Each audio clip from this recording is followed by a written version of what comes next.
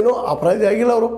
ಅದನ್ನು ಪ್ರೂವ್ ಮಾಡಲಿಕ್ಕೆ ಆಗ್ತಾಯಿಲ್ಲ. ಚುನಾವಣೆ ಬಳಸಿದ್ದಾರೆ ಆ ದುಡ್ಡ, ಪಂಜಾಬ್ ಚುನಾವಣೆ ಬಳಸಿದ್ದಾರೆ, ಗೋವಾ ಚುನಾವಣೆ ಬಳಸಿದ್ದಾರೆ, ಅಲ್ಲಿ ಬಳಸಿದ್ದಾರೆ, ಇಲ್ಲಿ ಬಳಸಿದ್ದಾರೆ. ಆರೋಪ ಆರೋಪ ಆರೋಪ. ಇಲ್ಲಿವರೆಗೆ ಜೈಲ್ದಾಗ ಹಾಕಿದ್ರು, ಇ.ಡಿ ಅವ್ರಿಗೆ ಆಗಿತ್ತು. ಹೀಗಾಗಿ ಹಂಗೆ ಜಗ್ಗಿರಿ 6 ತಿಂಗಳಲ್ಲೇ ಇವತ್ತು ಅದೇ ಆಮ್ ಆದ್ಮಿ ಇವತ್ತು ವಿರೋಧ ಪಕ್ಷದಲ್ಲದ, ಭಾಳ ಸ್ಟ್ರಾಂಗ್ ವಿರೋಧ ಪಕ್ಷದ. ಕಾಂಗ್ರೆಸ್ ಗತಿ ಅಲ್ಲ, ದಿನನಿತ್ಯ ಹೋರಾಟ ಮಾಡೋದು. ಯಾಕಂದರೆ ಆಂದೋಲನದಿಂದ ಹೋರಾಟದಿಂದ ಬಂದಂಥ ಪಕ್ಷ ಅದು ಅಷ್ಟು ಸುಲಭವಾಗಿ ಬಿಟ್ಟು ಕೊಡೋದಿಲ್ಲ. ಈಗಂತ ಸ್ಟಾರ್ಟ್ ಮಾಡಿದವರು ಪೈಲಾ ಮೀಟಿಂಗ್ ಅದಿದ್ರೆ ಹೇಳಿದ್ದು ಕೊಡ್ರಿ, ಸ್ಟ್ರೈಕ್ ಸ್ಟಾರ್ಟ್.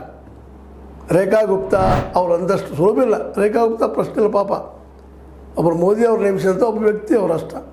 2 ಸಲ ಸೋತ ಹೆಣ್ಮಗಳು. ಆ್ಯಕ್ಚುಲಿ ನಮ್ಮ ದಿಲ್ಲಿಯ ಮುಖ್ಯಮಂತ್ರಿ ಆಗಬೇಕಾಗಿದ್ದು ಪರಮೇಶ್ ವರ್ಮಾ. ನಮ್ಮ ಕೇಜ್ರಿವಾಲ್ ವಿರುದ್ಧ ಗೆದ್ದಂಥವ್ರು ನ್ಯೂ ದೆಹಲಿಯಲ್ಲಿ. ಅಷ್ಟೆಲ್ಲ ಸಾಕಷ್ಟು ಟೀಕೆ ಮಾಡಿದವರು. BJP ಗೆಲ್ಲೋದ್ರಲ್ಲಿ ಸಾಕಷ್ಟು ಕೆಲಸ ಮಾಡಿದವರು.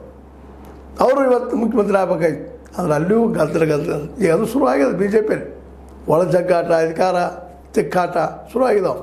ರೇಖಾ ಗುಪ್ತಾ ಮತ್ತು ಪ್ರವೇಶ್ ವರ್ಮಾರ ಮಧ್ಯದಲ್ಲೇ. ಪ್ರವೇಶ್ ವರ್ಮಾರನ್ನ ಉಪ ಮುಖ್ಯಮಂತ್ರಿ ಮಾಡಿದ್ರು, ಕೊನೆಗೆ ಕ್ಷಣದಲ್ಲಿ ಅದನ್ನು ತೆಗೆದು ಹಾಕಿಬಿಟ್ರು ಅನ್ನೋದು ನಾವು ನೋಡ್ತಾ ಇದ್ದೀವಿ. ಹೀಗಾಗಿ ಈ ದಿಲ್ಲಿ ಇನ್ನು ಮುಂಬರುವ ದಿನಗಳಲ್ಲಿ ರಣರಂಗ ಆಗೋದ್ರಲ್ಲಿ 2 ಮಾತಿಲ್ಲ.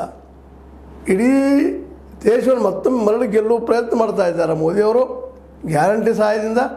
ಆದರೆ ಗ್ಯಾರಂಟಿ ಕೊಡದೇ ಇದ್ದರೆ ಇದೇ ಇವರು ಕೊನೆ ಗೆಲುವು ಆಗ್ಬೋದೇನೋ. ದೆಹಲಿಯಲ್ಲಂತೂ ಇನ್ನು ಮುಂದಿನ ದಿನದಲ್ಲಿ ಇನ್ನೂ ಉಗ್ರ ಹೋರಾಟ ಆಗುವಂಥದ್ದು ಆಮ್ ಆದ್ಮಿಯಿಂದ.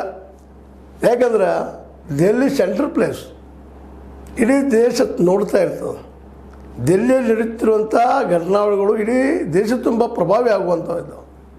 ಅದಕ್ಕಾಗಿ ಇನ್ನುಳಿದ ಪಕ್ಷಗಳು ಬೇರೆ, ಇವರು ಆಂದೋಲನ ಬಂದಂಥ ಬುದ್ಧಿವಂತ ಸ್ವತಃ ಪಕ್ಷ ಕಟ್ಟಿದವರು, ಭ್ರಷ್ಟಾಚಾರದ ಹೋರಾಟ ಮಾಡಿ ಪಕ್ಷ ಕಟ್ಟಿದವರು. ಕೊನೆಗೆ ಆ ಆರೋಪದಿಂದ ಇವತ್ತು ಹೊರಗೆ ಬಂದಿದ್ದಾರೆ. ಈಗ ಅವರಿಗೆ ಏನಾದರೂ ದಿಲ್ಲಿಯಲ್ಲಿ ಯಶಸ್ವಿ ಆಗಲೇಬೇಕಾಗಿದೆ. ಯಾಕಂದರೆ